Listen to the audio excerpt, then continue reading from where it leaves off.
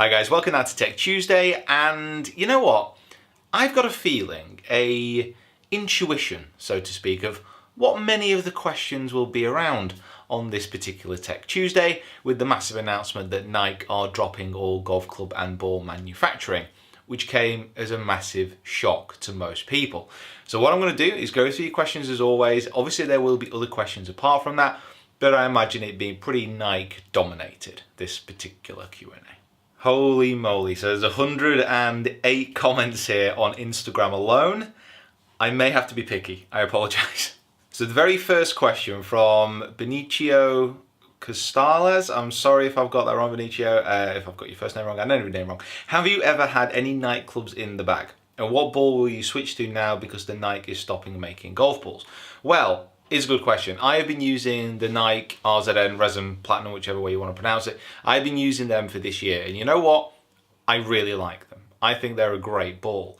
What am I going to use when they stop making them? I just don't know. That's a question I'm going to have to answer a little bit further down the line when I've had a chance to have a lot of testing. I think the Pro V1 is always the go-to option in many respects, but the Callaways, the TaylorMades, they all make really good balls now. So I will have a look and I will see and I will decide a little bit later on down the line. As far as Nike clubs I've had in my bag, I used to have a set of Pro Combo irons when I was last year of training. So when would that have been? I would have been 22, 23 when I had a set of Pro Combos. And I also used to have the SQ driver, the square driver in my bag, which in some respects, I did hit some good shots with it, but it was a little bit of a funny one. I was going through a phase. Here's a massive question that so many people are asking. What equipment manufacturer do you think Rory and Tiger will go to as Nike isn't continuing? With Tiger and Rory, it's an interesting question, but in some respects, I don't think it matters, if I'm being honest with you. Both those players can use any of the top manufacturers and still play very, very good golf. There's no doubt about it. The question is, which company is going to come in and say, listen, we are going to make you our main player, and this is the offer on the table. The fact is that Rory 2013 signed a massive deal with Nike for clubs and for clothing. Now obviously the club and the ball contract that he has, that will be renegotiated and he will find a way to exit that contract. How soon that is, we just don't know. It depends on what all the lawyers get up to. Clothing, my feeling is he will continue to wear all the clothing because he looks good in it and it seems to be a good fit for him in not only the tailoring but also the whole approach to golf, so all the fitness stuff, being an athlete more than anything else. So the Nike clothing he will stick with. Club wise, you would say your gut feeling would be to say he'd go to Titleist. You know, that's where he originally was from, and going back there does seem to make a lot of sense. But at the end of the day, there are a lot of big players out there. TaylorMade, I know that is, in the marketplace as well and up for sale, but they have some good pulling power. So the Ping, Ping make great clubs. So the PXG, imagine PXG getting hold of him. There are so many club manufacturers out there that will fancy especially a bit of Rory. But gut feeling would say probably Titleist. As far as Tiger is concerned, Tiger's at a stage now where he's not been playing for a long time. Manufacturers are going to look at him and say, okay, we'll provide you with equipment, but maybe not the big contracts because there's so much unknown about his condition at this moment in time. Is he ever going to come back to the way he was? Is he going to ever come back at all? So I don't think manufacturers are going to be sniffing around Tiger quite so much. I imagine it's going to be a similar thing that Rory has with Nike, that Nike will carry on with Tiger. They'll carry on producing clothing and footwear for him because it's a good fit. And he's really synonymous with Nike Golf. I can't see that breakaway happening in my mind. So with Rory, I think Rory will get the bigger offers. I think that will be, for golf fans, a more interesting move. But for Tiger, I don't know. I think Tiger will pick and choose a lot more what he's going to be using.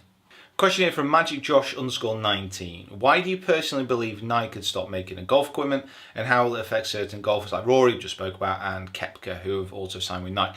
I think it's interesting with the other golfers. Bear in mind, Nike have a large tour staff. They've got Koepka, they've got Vegas, they've got Casey, Hadsworth, obviously he's jumped ship to PXG, but they've got a big tour staff there. So it's going to be interesting to see where everyone goes and how it affects a lot of people, because if you think about it, it's very hard to imagine there not being Nike Tour staff playing the clubs and wearing the clothing. There are a lot of people. I'm sure you'll be able to think about some more off the top of your head right now. As far as why golf just hasn't worked from a manufacturing standpoint, club and ball standpoint for Nike, they just never managed to get a big market share. Now that's going to be difficult to understand, because bear in mind they've had Tiger using equipment since the year 2000, so it's best part of 20 years, just over 15 years, 16 years. And in that time, he was a world number one for the large majority of it. He won so many events, played some of the best golf ever seen. And if at that standpoint you cannot manage to capture the public's imagination with your golf clubs, then you're struggling. And they just didn't manage to do that. The reasons why that is, I think to begin with, and I think a lot of people agree with this, their golf clubs just weren't up to scratch. They had the perception within the public that they were a little bit gimmicky. I think that's a great shame, especially the last 2 years with the Vapor range. The clubs are great. They're really, really good. There's absolutely nothing wrong with them, and they perform better, if not equal to, other manufacturers. And like I said, I use the ball. I think the ball's a fantastic piece of kit. So the last 2 years, they've really started to capture my imagination as a golfer. But also beyond that, like maybe a few years beyond that with the Covert range, they produce some fantastic clubs. It's just a little bit too late. It's just a little bit too late. They had that bad start, didn't quite capture the public's imagination, and they've just not got market share since then. At the end of the day, if you're doing all this research, if you're making all these clubs and not a lot of people are buying them, you're not going to be making money. And for a massive company like Nike, if you're not making money, it's got to go. It's got to go. And that is why you're still going to see them making the clothing, because from an apparel standpoint, they're still making good cash. Question from Ben J. Logan 1. Do you think it will be better for Rory now Nike's ended, so he will be able to hit clubs he hits best? So do I think it would be better for Rory using other clubs? To be honest, not really. I pointed out the fact that the Nike clubs at this moment in time are just as good as their competitors. They're a good range of clubs. There's absolutely nothing wrong with them. And you can see by the way that Rory is hitting the ball, he hits it amazingly well, and he's one of the longest on tour. He's one of the best from tee to green, there's absolutely no doubt. It's around the green and on the green where his issues have been. Now you can point to the putter that he's using and say, well, you know what, he's not confident with the putter, he doesn't like the putter, whatever it might be. His issues are more mental, it seems, on the greens. It's more of work around his stroke and work around his mental approach on the putting surface that he needs to work on. The fact is, these top players, if you give Spieth something other than his putter, he's still going to be able to make putts. It's more the fact that whatever's going on in Rory's head when he's on the green, that's having the biggest effect. As far as switching clubs, I imagine he's going to try and do it sooner rather than later. As soon as this announcement has been made, all the players are just going to want to know, what is my next move? What can I do? So many people are just going to say, listen, I'm going to stop the contract on my terms, because all players will have, I imagine within their contracts, a right to say, I'm going to stop the contract, and then shift on as quickly as possible. We could see a very fast avalanche of exits from Nike equipment. Could not as well, players could continue using it for the rest of this season, but I imagine a lot are going to make changes very quickly. Will the exit of Nike be the start of a few companies' exits? Can companies such as PXG charge what they do in such a tight market? That's a question from SCJ87. Well, this is an interesting question, because if you are a company like Nike, you cannot get market share and you cannot make money, and you have to pull out. What is that saying about other brands within the marketplace? We already know that TaylorMade is up for sale. Ping, I think, will always be fine, because they are bringing out such quality clubs that the average golfer loves. So Ping they offer us about tour staff, they've got good tour staff, but they're more concerned about obviously the people who are buying the clubs. They're operated their whole cast iron construction and their driver policy generally around handicap golfers, and then added a few sprinkling of stardust with the tour players, so they're going to be fine. If you have a look at people like PXG, they, in many respects, when they begin, they don't need to make lots of money. You know, they've got Bob Parsons backing them with billions and billions of dollars, and he's just a golf nut. Now, obviously, he's a very good businessman, so he's going to say at the end of the day, listen, I'd love this, I gave it a go, but it's not making any money, it's actually losing me cash.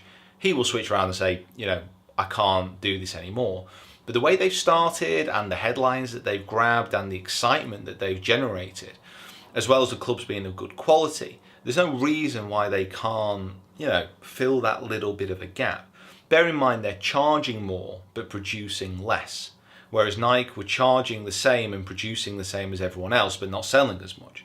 There's very different types of strategies going on there, so I think PXG will be fine.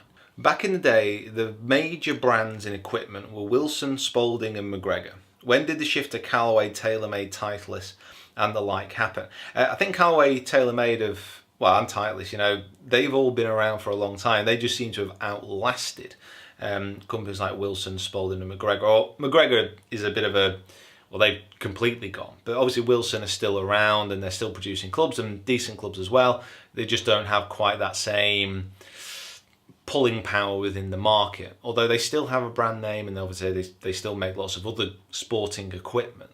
I think with equipment manufacturers, what you see from the outside, and this is the same with a lot of companies, what you see from the outside is this confident, this bold, this successful looking company that just keeps producing equipment, that just keeps saying this is the best, you need to buy this club, we think we produce the best clubs, look at our tour players, look how many people are using our drivers and all the rest of it.